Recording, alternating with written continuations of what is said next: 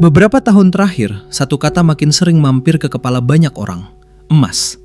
Bukan karena ingin kaya mendadak, tapi karena ada rasa takut yang pelan-pelan tumbuh. Takut uang yang disimpan hari ini nilainya menyusut besok pagi. Takut kerja keras bertahun-tahun ternyata tidak benar-benar memberi rasa aman. Dan yang paling mengganggu, takut salah langkah di tengah dunia yang ekonominya terasa makin tidak bisa ditebak. Setiap kali berita ekonomi muncul, ceritanya hampir selalu sama. Inflasi global belum sepenuhnya jinak. Bank sentral besar dunia masih memainkan suku bunga seperti rem dan gas yang bikin pasar maju mundur tak menentu. Ketegangan geopolitik belum reda, dan sejarah selalu mengajarkan satu hal sederhana. Ketika dunia tidak tenang, orang berlari ke emas. Tapi justru disitulah kebingungan dimulai. Ada suara yang bilang, di 2026 harga emas bisa naik gila-gilaan. Alasannya terdengar masuk akal. Bank sentral banyak negara terus menambah cadangan emas. Kepercayaan pada mata uang kertas diuji oleh utang global yang menggunung. Setiap krisis besar di masa lalu sering diikuti lonjakan harga emas. Semua data itu seperti membisikkan satu pesan, emas masih dibutuhkan. Tapi di sisi lain, ada ketakutan yang sama besarnya. Bagaimana kalau emas justru turun tajam? Bagaimana kalau saat ekonomi mulai stabil, suku bunga turun, dan investor beralih ke aset lain, harga emas kehilangan pamornya? Sejarah juga mencatat, setelah euforia dan kepanikan berlalu, emas bisa bergerak datar bahkan terkoreksi cukup dalam. Dan di titik ini, banyak orang terjebak di antara dua emosi. Takut ketinggalan kalau emas naik, dan takut nyangkut kalau emas jatuh. Mungkin kamu pernah bertanya dalam hati, apakah emas 2026 ini benar-benar pegangan atau cuma ilusi rasa aman? Apakah membeli emas hari ini keputusan cerdas atau reaksi panik yang dibungkus data? Pertanyaan-pertanyaan ini bukan tanda kamu lemah secara finansial. Justru sebaliknya, ini tanda kamu sadar bahwa dunia berubah dan kamu tidak ingin sekedar ikut arus tanpa paham arah. Di video ini, kita tidak akan menebak-nebak angka. Kita akan membedah pelan-pelan. Kenapa emas bisa naik sangat tinggi, kenapa ia juga bisa turun tajam, dan yang lebih penting, bagaimana seharusnya kamu memandang emas di tengah semua ketidakpastian ini. Karena seringkali, yang paling berbahaya bukan pergerakan harga emas, tapi keputusan yang lahir dari ketakutan yang tidak dipahami. Kalau bicara soal emas 2026, hal pertama yang perlu dibereskan bukan dompet, tapi cara berpikir. Banyak orang salah membaca emas karena mereka datang dengan ekspektasi yang keliru. Mereka ingin kepastian di dunia yang justru penuh ketidakpastian. Padahal emas tidak pernah menjanjikan ketenangan instan. Emas hanya memberi sinyal, dan tugas kita adalah belajar membaca sinyal itu dengan kepala dingin. Langkah paling dasar adalah memahami posisi finansial diri sendiri sebelum melihat grafik harga emas. Banyak orang sibuk bertanya kapan waktu terbaik beli emas, tapi lupa bertanya apakah kondisi keuangannya siap. Emas seharusnya tidak dibeli dengan uang yang besok pagi dibutuhkan. Ketika emas dibeli dari dana yang salah, sedikit penurunan harga saja sudah cukup memicu kepanikan. Dari sinilah banyak keputusan buruk lahir. Setelah itu, penting untuk mengubah cara memandang berita ekonomi. Setiap kali ada headline tentang inflasi, suku bunga, atau konflik global, pasar emas hampir selalu bereaksi. Tapi reaksi pasar jangka pendek seringkali lebih emosional daripada rasional. Cara yang lebih sehat adalah melihat arah besar, bukan gerakan harian. Data menunjukkan bahwa emas cenderung menguat saat ketidakpastian meningkat dan melemah ketika rasa aman kembali. Jadi yang perlu dilatih bukan kecepatan bereaksi, melainkan kesabaran membaca konteks. Langkah berikutnya adalah menempatkan emas sesuai fungsinya. Emas bukan alat untuk mengejar sensasi naik cepat. Ia lebih mirip sabuk pengaman. Tidak terasa manfaatnya saat jalan lurus, tapi sangat berarti saat terjadi guncangan. Ketika kamu memposisikan emas sebagai pelindung nilai, bukan mesin keuntungan, tekanan emosional akan jauh berkurang. Kamu tidak lagi tergoda masuk karena takut ketinggalan atau keluar karena takut rugi sementara. Menghadapi isu naik atau turunnya emas di 2026 juga menuntut disiplin informasi. Terlalu banyak konsumsi opini justru memperbesar kecemasan. Satu analis bilang emas akan terbang tinggi, analis lain bilang emas siap jatuh. Padahal keduanya bisa benar, tergantung konteks waktu dan kondisi ekonomi. Yang perlu kamu latih adalah kemampuan menyaring. Fokus pada faktor utama seperti arah inflasi global, kebijakan bank sentral, dan permintaan emas oleh institusi besar. Bukan rumor harian yang cepat basi. Terakhir, biasakan membuat keputusan kecil tapi konsisten. Alih-alih menunggu momen sempurna yang tidak pernah datang, banyak orang justru lebih tenang ketika punya ritme yang jelas. Dengan pendekatan yang terukur, fluktuasi harga emas tidak lagi terasa sebagai ancaman, tapi sebagai bagian alami dari perjalanan.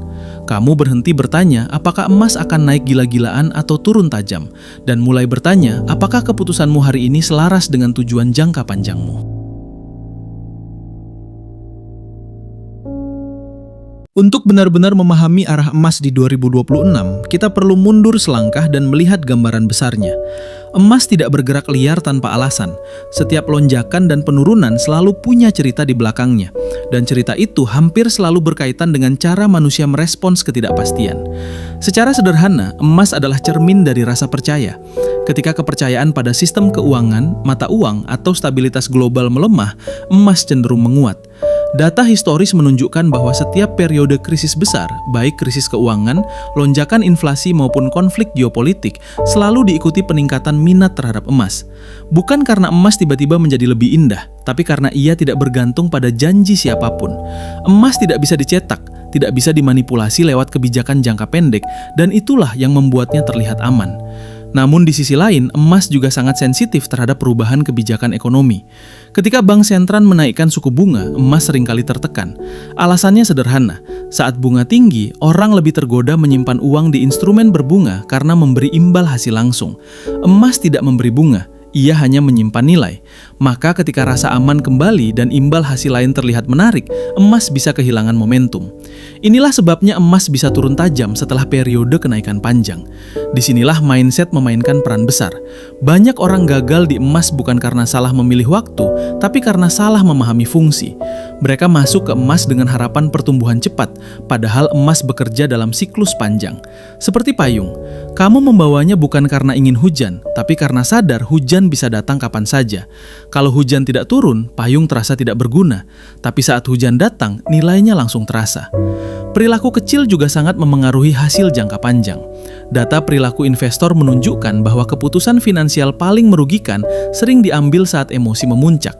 Saat harga emas naik tinggi, orang masuk karena takut ketinggalan. Saat harga turun, orang keluar karena takut rugi. Pola ini berulang dari generasi ke generasi. Padahal mereka yang tenang dan konsisten justru cenderung mendapatkan manfaat terbesar dari emas sebagai pelindung nilai. Memahami ekonomi secara sederhana membantu meredam kecemasan ini. Kamu tidak perlu menjadi analis profesional untuk tahu bahwa inflasi yang tinggi menggerus nilai uang, bahwa utang global yang besar menekan kepercayaan, dan bahwa ketegangan dunia membuat pasar gelisah. Dengan pemahaman dasar ini, pergerakan emas tidak lagi terasa misterius.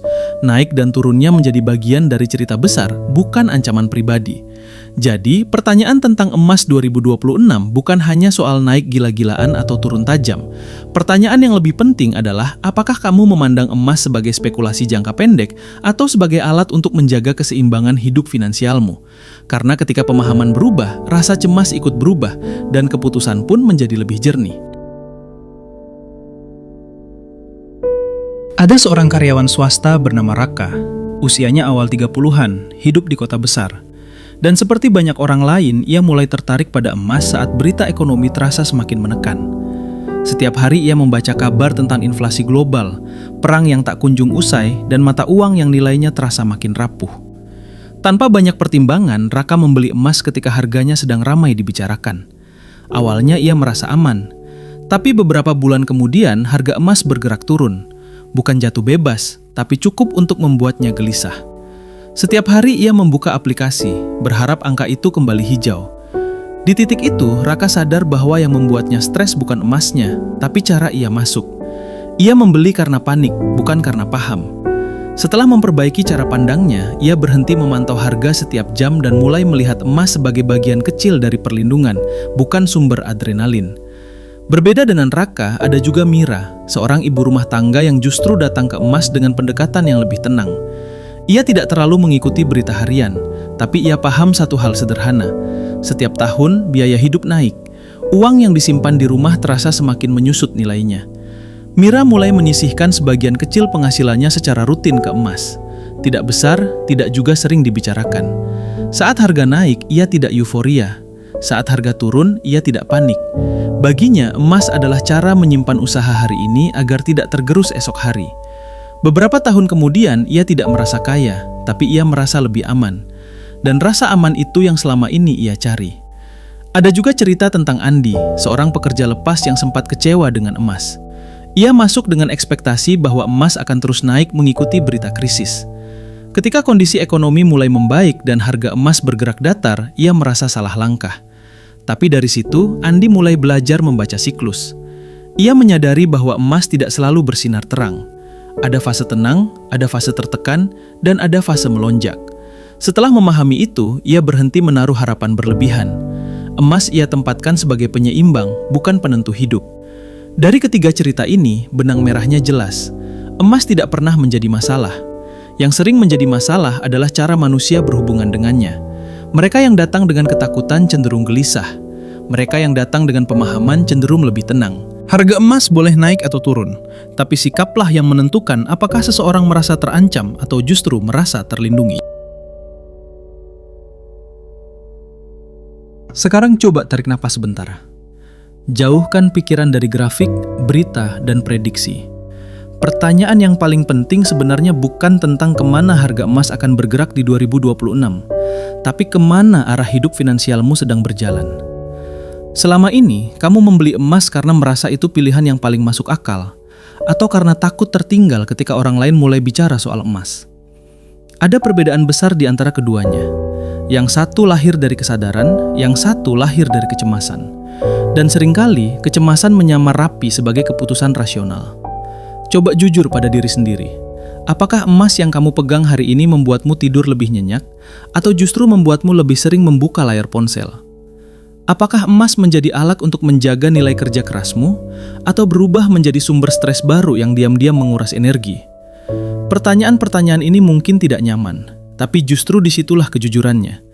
Banyak orang mengira rasa aman datang dari aset yang tepat, padahal rasa aman lebih sering lahir dari pemahaman yang tepat.